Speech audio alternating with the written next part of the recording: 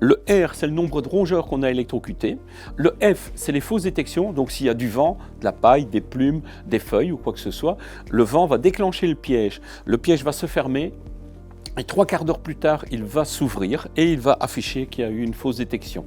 Les intrus, c'est tout ce qui est piégé et qui ne s'est pas monté dans la conduite de 7,5 cm, après 3h45, il est relâché. Les chats, les hérissons, donc eux vont être relâchés. Mais attention, un rat qui aurait consommé du poison, s'il y a du poison dans votre entreprise ou aux alentours, un rat empoisonné n'aura pas l'instinct de survie et il ne va peut-être pas monter non plus pour se faire électrocuter.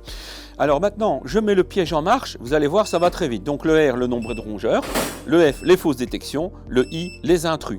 Le piège est en marche. Quand on est en protection oiseau, au lever du jour, le piège va s'arrêter automatiquement et à la tombée de la nuit, le piège va se remettre en marche automatiquement. Si des oiseaux viennent, ils ne seront pas électrocutés, soyez prudents, vous êtes responsables.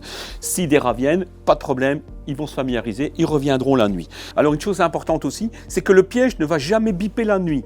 Donc si vous avez piégé un rat, 2 rats ou 3 rats ou plus, eh bien le piège ne va pas biper la nuit, il va biper que quand il fait clair ou si on allume une lumière.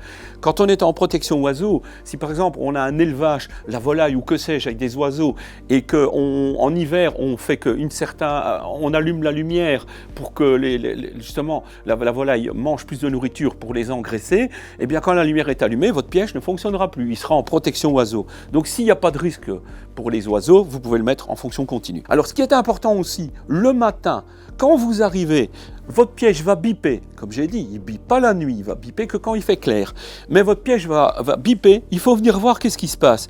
Et là, qu'est-ce qui se passe? Il est marqué danger capture. Ça veut dire qu'il y a un rongeur qui est capturé mais il n'a pas encore été se faire électrocuter. Alors essayez d'éviter de rester dans les lieux parce que le rongeur, il vous entend, il sait que vous êtes là, il va se cacher dans la conduite et il n'ira pas se faire électrocuter.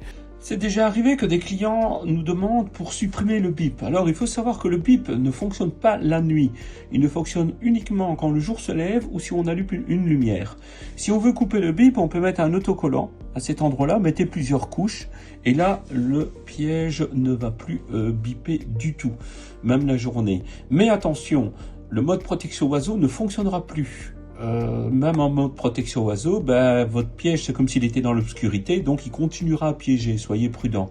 En plus, il y a un autre souci, c'est que si votre piège ne bip plus, eh bien quand vous aurez électrocuté un rongeur ou surtout des rats si vous en avez eu plusieurs, eh bien vous ne serez pas prévenu. Si vous oubliez d'aller voir au piège, il va y avoir une décomposition des cadavres, il va y avoir des asticots partout plein votre piège, ils peuvent aller se mettre dans les micro-switches et ils peuvent même détériorer l'électronique. Donc soyez prudents, moi je le déconseille vraiment de le faire. Eh bien merci pour votre attention et n'hésitez pas de suivre nos autres vidéos. Ça va vraiment vous aider et vous allez tout savoir sur les pièges détruire.